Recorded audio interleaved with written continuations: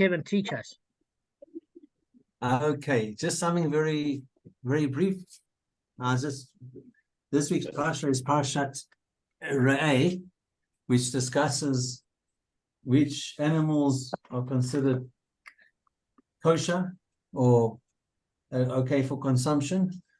And then one interesting thing that goes into is that kosher meat is salted and the blood is drawn out. And the reason for that is we're not allowed to eat the meat. We're not allowed to eat blood because the blood is used when in certain avodot in the Beis Mikdash, and then the blood is used for atonement purposes. So that's why they say we shouldn't eat the blood of an animal, because it should be used only or mainly for atonement purposes. So I just saw that this evening, so I just wanted to say that, just to keep it brief. Okay. So we're doing meat tonight in the Gemara share and Hards. So we're meeting tonight, yes, the four of us. Meeting yes. tonight, yeah. Nobody's hiding away from the share, hey Kevin? No, nobody's hiding. Yes, exactly. Exactly. All right. So enough of this. So all right, guys. Just as a matter of interest, as you remember, we've hit the 110th daf, which is great. So just to recap, a Kohen who brings an offering is entitled to perform its sacrificial service himself and retain its flesh and hide, even when his mishmar is not serving. Because, how do we know that? At any time, in any moment that he desires. That's the exact wording. And we know it because, you see, the interesting part of this is when we learn this in Deuteronomy, Devarim, chapter 18, verse 6 to 7, we learn a couple of things. Firstly, it only results in a case where the Kohen is making his own personal offerings, because offerings of others are the exclusive right of the weekly mishmar. Okay, because you see it in that verse to follow. Now, the issue is, so number one, it's got to be for his own animals or his own benefit. But what I found interesting is it wasn't just a voluntary sacrifice. Even if he made a sin offering, a chatas offering and an asham offering, he can bring it himself. So that's according to Rashi. Still given that sort of deference, but it's not a case of robbery.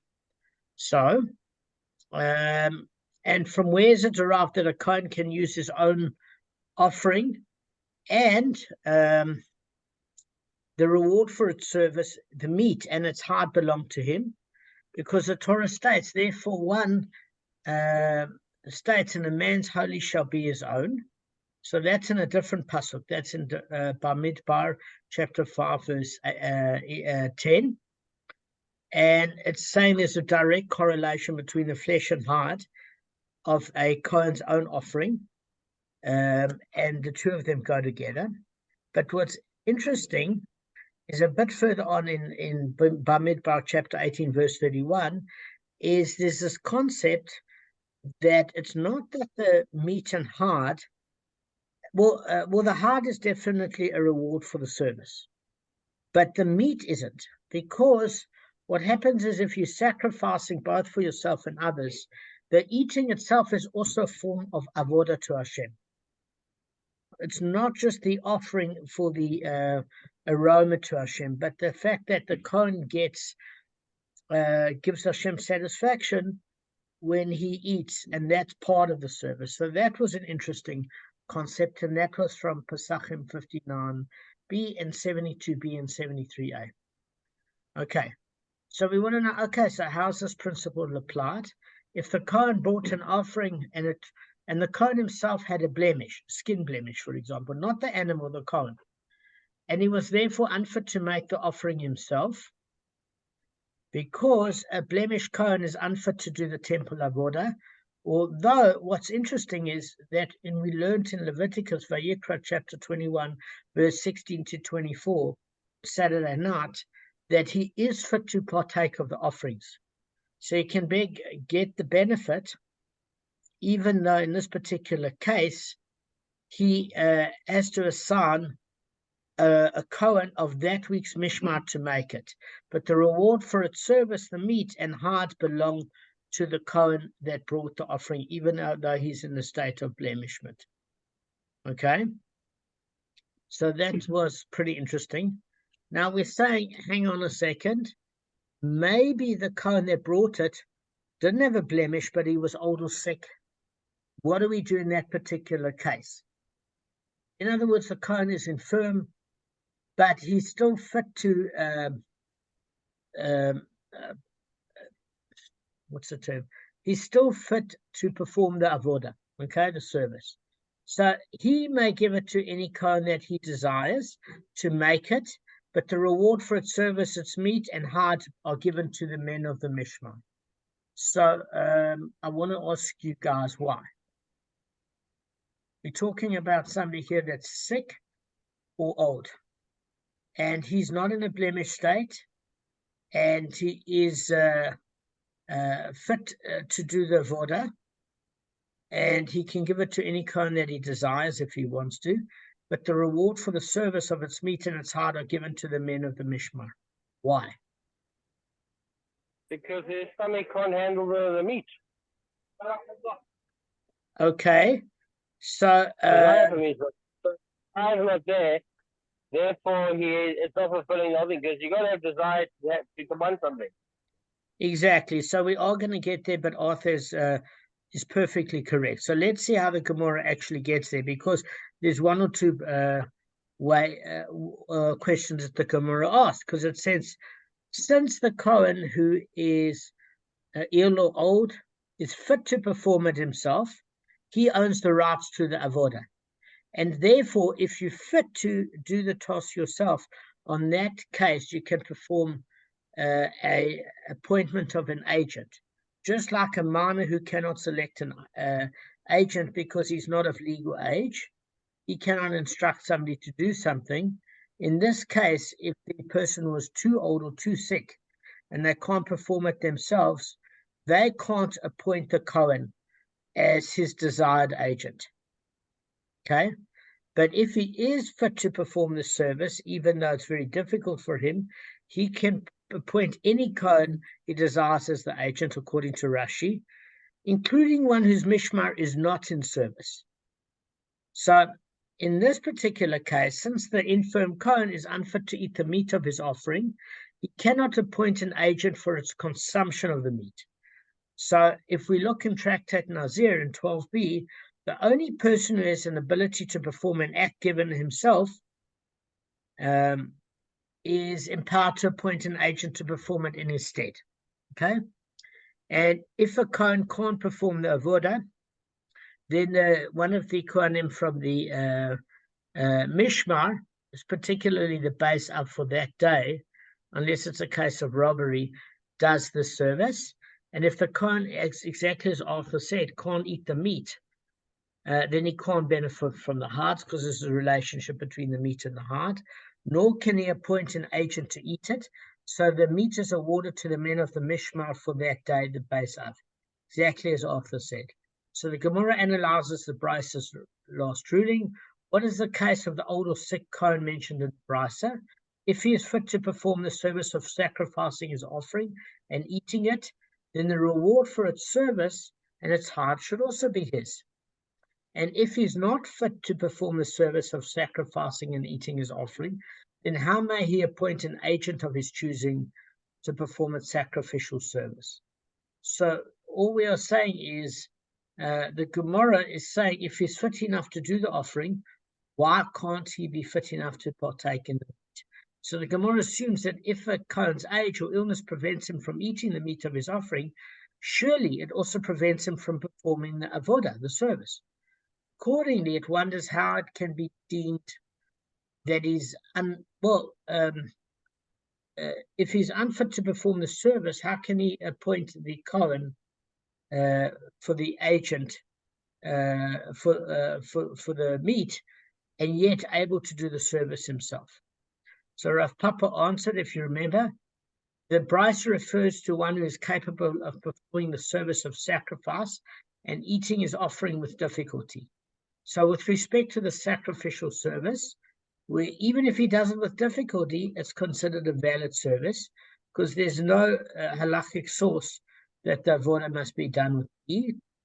But as Arthur said, for excessive consumption, in other words, any food that he would have to forcibly intake, and he's got this feeling that he's so fully satiated that he finds the food repulsive, in that particular case, he's got no obligation to eat it, but then he cannot appoint an agent since he's not capable of eating it.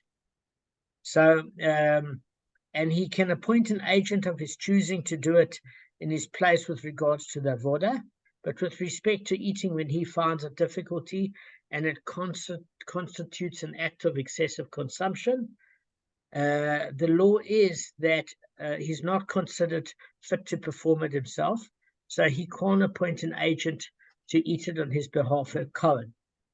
And therefore, the reward for its service, the meat and the heart, are given to the men of the Mishmar for that day, the Beis Av. So now we're going to learn a rule by Rav Sheshes. And basically, Rav Sheshes says, if there was a Kohen of the Mishmar who was in a state of impurity, tameh, and who had a communal offering to make, he may give it to any Kohen that he desires, and that Kohen makes it. But the reward for its service, in other words, its meat and its heart, are given to the men of the Mishmar. So, so the first question you should have is, if he's in a state of impurity, how can he do the service for a communal offering? Because we learned if somebody's in a state of impurity, you can't. So in Pesachim 76b, you can do the communal offerings in a state of tumah, but you can't eat it in a state of a tumah. When you perform the service as a Kohen for an Israelite or yourself, you have to be in a state of purity. But for the community, if there's nobody that's pure, you can partake. You can perform the avodah, but you cannot partake of the food. So if the Kohanim of the Mishmar are impure, they perform the avodah of the communal offering as usual, but they can't eat the meat of those offerings. So Rav Sheshes therefore states that if a specific Kohen of the Mishmar who was in a state of impurity was chosen to make a communal offering, okay, then basically he can designate any other Kohen to make it in his place, because since it's a communal offering and not an individual offering, even if he's in a state of tumah and there's nobody that's tahor, pure, he has the ability to offer it himself. He can appoint an agent to offer it in his stead, as the rule applies. But since he cannot partake in it, then its meat and heart are given to the men of the Mishmar for the Beis Av for that day, because he can't appoint the Kohen since he can't consume it in a state of tameh. Right. So the Gemara basically says, well, it's actually it's not the Mishmar for that week, it's the Beis Av. So ordinarily, certain Kohanim from the Beis Av would be chosen to make the daily communal offerings, but these Kohanim didn't receive all the meat and the heart of these offerings. So the Kohanic portions were divided by the entire Beis Av. So even though there would be one communal Kohen to do a communal offering, the portions of it, of the meat and the heart, would be distributed evenly amongst the Beis Av, because you can't have every Kohen in the Beis Av performing the community service. So Rav Sheshes means that in the case where the Kohen is impure and unable to partake of the offering, even his own share is given to the men of the Beis Av. And that's what's interesting. He can't partake of it at all. It's not like a case of robbery where he could share it amongst his cohorts. So the Gemara says, what is this case to which the ruling applies? If there are pure Kohanim, tahor, in the Mishmar, then those who are tameh, impure, why should they be able to perform its sacrifice, right? In other words, communal offerings may be made in a state of tumah under condition when it's not possible to make it in a state of tara, purity. So if there are, so the Gemara is suggesting, if there are kohanim in the Mishmar on duty that appear, then the tameh one cannot perform the avodah, and since he can't make it himself, how can he appoint an agent of his choice to make it? So this is a matter of dispute. Surprise, whether or not it's permitted to do a communal offering in the state of impurity, or whether the tumah is pushed aside, in other words, reluctantly overridden to the community. So according to the first view, a Kohen who is impure can make a communal offering even if a pure one is available. Now that's a chiddush. But according to a different view, a Kohen who is impure is restricted from making the communal offering if there's a pure one available. But Rav Sheshes himself, in Tractate Yuma, said that you cannot, as a Kohen in a state of impurity, perform the service yourself if there is a pure Kohen, or a Kohen in a state of purity is probably a better way to view it. So those are the two different opinions. Okay, so the Gemara is saying, okay, so, and if there are no pure men in the Mishmar, how can Rav Sheshes say that the reward for its service, its meat and its heart belong to the minyan of the Mishmar? Why? Because they are tameh, they are impure and cannot eat the meat of an offering. So what we are saying is we need a bit of clarity on Rav Sheshes. So the Gemara says that Rava's opinion was that the meat and the heart belong to the blemished kohanim of that mishmar who are tahor. So here we've got a distinction, because Rav Sheshes refers to a case where all the kohanim of the mishmar are for some reason unfit to perform the standard avodah. So guys, there's two different types of reason. The one is that they are physically blemished, and that precludes them from the service, performing the service, and the remainder because they're in a state of impurity. They might have had a seminal emission, etc. So the blemished ones can't serve at all. The tameh ones are at least fit to make communal offerings, not individual offerings. On the other hand, where the tameh ones cannot eat the meat of the offering, the blemished ones are fit to eat it. Okay. So in Zevachim 98b, it teaches that even blemished kohanim of the Mishmar on duty are awarded portions of the offering to eat. Guys, do you see the difference?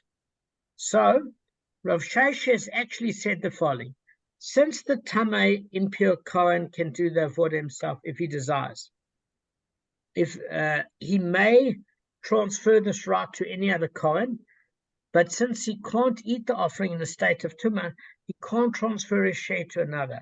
Rather, it's given to the blemished kohanim of the mishmar of that day's base of, because the blemished kohanim can partake in the eating but not in the service.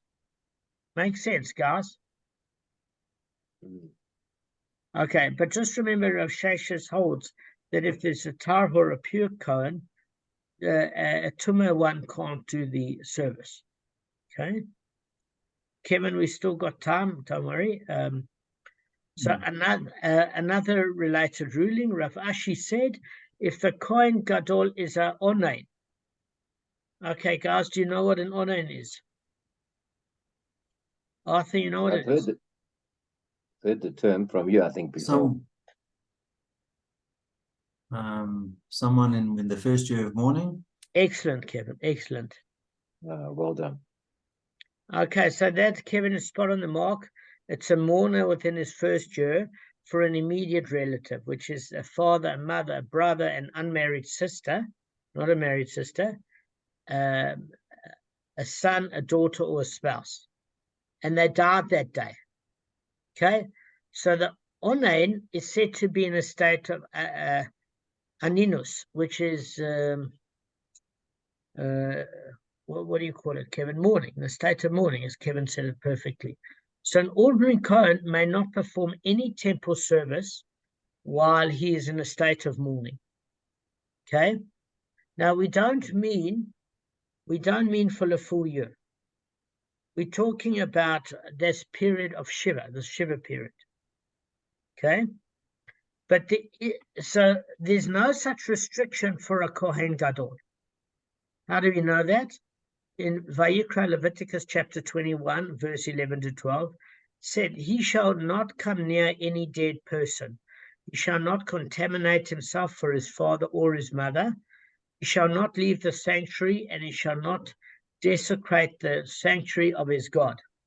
So when a Kohen Gadol's parent dies, and he is in a state of avelus for the what do you call it, for the after the burial and for the 7 days of Shiva, he remains in a sanctified state because he's not allowed to leave the sanctuary for his parents to go to the funeral, because he's a Kohen Gadol.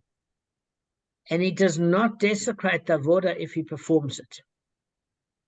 Why?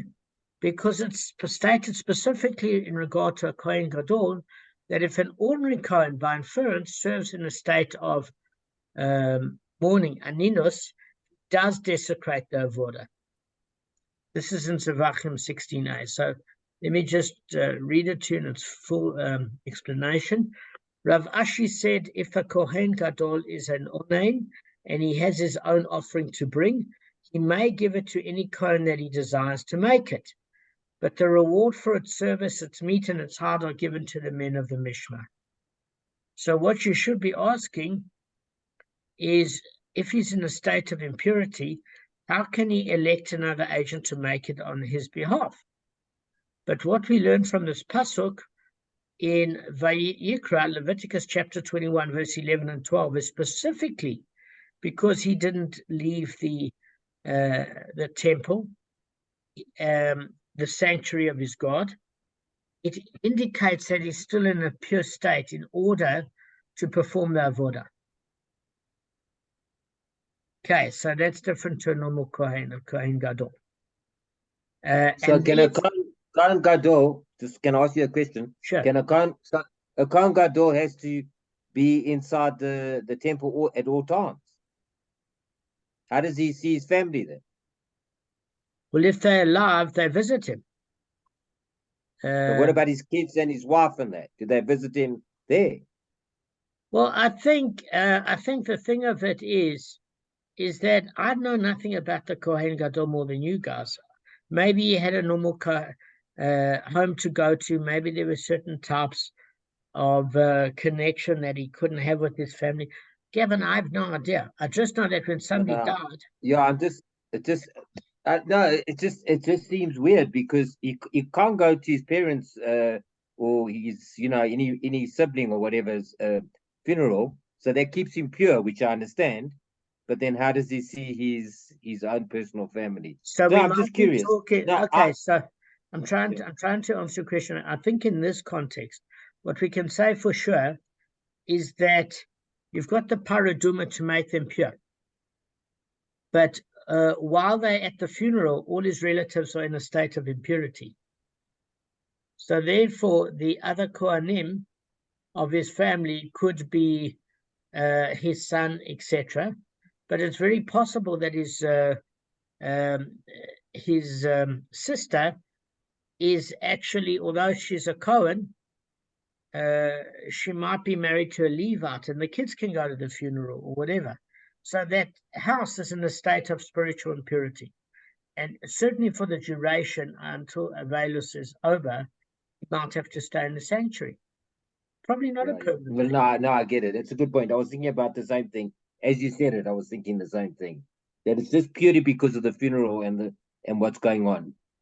In a normal time period, you obviously can visit them. So that's why it's different to a normal Kohen, because a normal Kohen would probably mix with a family. And since he still has to stay and perform the avodah, he's different to a normal Kohen, because the whole, with the Kohen Gadol, the entire generation is affected by him not performing the services. It's different. So the Gemara wonders, so then the reward for the service and its meat and its hide are given to the men of the Mishmar. So it's interesting. Why? Because an onen is forbidden to eat kodashim. So the restriction is stated specifically in the Torah, because if we look at Ma'aser Sheni in Devarim chapter 26, verse 14, Deuteronomy, it obviously applies to sacrificial meat, if it's Ma'aser Sheni, which possesses an even greater degree of sanctity than Ma'aser Sheni. So Ma'aser Sheni is a portion that you have to give in terms of your earnings, but sacrificial meat is even more important. And if it's even for lesser importance that an onain is forbidden to eat that, then something of a higher degree of spirituality for sure. So even the Kohen Gadol is subject to this prohibition in Sevachim 101a, that although the Kohen Gadol is able to perform the avodah of his offering, he does not have the right to receive its Kohanic portion, right? So he can't give that portion to the Kohen of his choosing, because unless he can eat it, then he can't select an agent for the eating. So the meat belongs to the Kohanim of the base of on duty for that day. So the Gemara says, well, why does Rav Ashi inform us? We learned it in a brisa. The Kohen Gadol offers sacrifices while he's in a state of Einu, which means mourning. But he does not eat them, and he does not take a share in them to eat at night. And what are we talking about, a share at night? That although his mourning period concludes at nightfall, and he may then eat kodashim, he's not entitled to take a share in the offerings brought during the day to eat at night, because only those who are fit to eat kodashim during the day can receive shares from the nighttime one. So this brisa, guys, implies that if one is in that mourning state, is fit to eat kodashim the night after his relative's death. So that answers Gavin's question. Okay, so there are certain time restrictions. The night after his relative's death. Why? Because it holds that the period of aninus ends at nightfall under biblical law. But there is a rabbinical enactment that it extends until the following morning. So an onain can't eat kodashim even at night. But there are certain rabbinical exceptions, but it's relatively rare. Okay, so we're saying that since the brisa teaches that while the Kohen Gadol is an onain and he can make these sacrifices and he can't eat the meat, it's obvious that if he brings his own offerings, he can appoint a Kohen of his choice to perform its service, but he can't claim a share of the meat. So what we're saying is, if it's that obvious, why bring it up? So the Gemara said, you might have thought that the merciful one was lenient with the Kohen Gadol, who is in a state of mourning, insofar as allowing him to offer a sacrifice himself. But as for appointing an agent to offer it in his stead, he cannot appoint one, for the merciful one does not treat him differently than an ordinary Kohen to this extent. Rav Ashi therefore informs us that the Kohen Gadol can even appoint an agent of his choice to make his offerings when he is an onain. So let's go through the bottom line. Normal Kohen cannot, while he's in the state after he's buried his relative, make a sacrifice, but a Kohen Gadol can, even for his own offering. We're not even talking for the community. So we figured that since that was the case, maybe he's still restricted, because we see there's a restriction that he can't use the meat and the hides during this prohibition, that maybe he cannot choose a Kohen on his behalf to make the sacrifice, and that restriction still applies to him. So Rav Ashi informs us that the Kohen Gadol has got even an added degree of independence from a normal Kohen, and that is the ability to select an agent of his choice to make the offering. Why does that make sense? Because even though other Kohanim is instructed, and they can't do it, is because since he can perform the avodah, why can't he select an agent according to Rav Ashi? That's the issue. All right, guys, we're done. I want to ask you something. I missed one step. The Kohen Gadol, how come yes, I understand that he has that additional leeway or right that he can perform the what's it called? He can perform the sacrifice. What I don't understand is why can't he eat the meat? Sorry, I missed that part. Okay, well, it's Just that part. Why he can't? Because he doesn't go to the funeral. He's not exposed to tumor, so I don't understand why he I'll can't tell eat the you. meat. I'll Because I tell you thought why. I'll the give you normal three. Kohen I understand because he's impure. Okay, so it's an excellent one. So if you look in Deuteronomy Devarim chapter 26, verse 14, it applies it says in Zavachim 101a, it refers to that verse in Deuteronomy chapter 26, verse 14, and it says, even the Kohen Gadol is subject to this prohibition and restriction, and that although the Kohen Gadol can perform the avodah of his offering, he does not have the right to receive the Kohanic portion, and therefore he cannot give that portion to the Kohen of his choosing. Therefore, it has to go to the Mishmar of the base of on duty on that day, because a normal onain is forbidden to eat kodashim. So therefore, Ma'aser Sheni, which is just a contribution, it's not even as high in value as sacrificial meat, there's a degree of sanctity even on the Ma'aser Sheni, but certainly for sacrificial meat it's higher.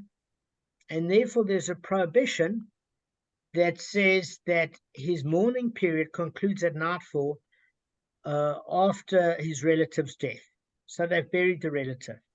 But that's under biblical law. But under rabbinic law, he has to wait till the next morning. So anything that's brought during that day, he can't partake of, even though he's allowed to eat it at night, because it was derived during the day.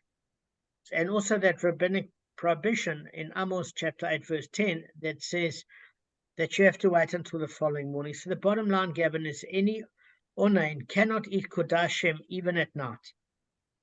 And that even applies to the Kohen Gadol. So I just need some clarity now on that. So now the normal Kohanim, how long is their oneg period compared? Because it looks like the Kohen Gadol, his oneg period is only 24 hours type of thing. What's the oneg period then of a regular Kohen? So the onain period for both the Kohen and the Kohen Gadol in terms of partaking has to be according to rabbinic law. It has to be not the night after the relative's death, but after the next day. So a full 24 hours would probably have to pass.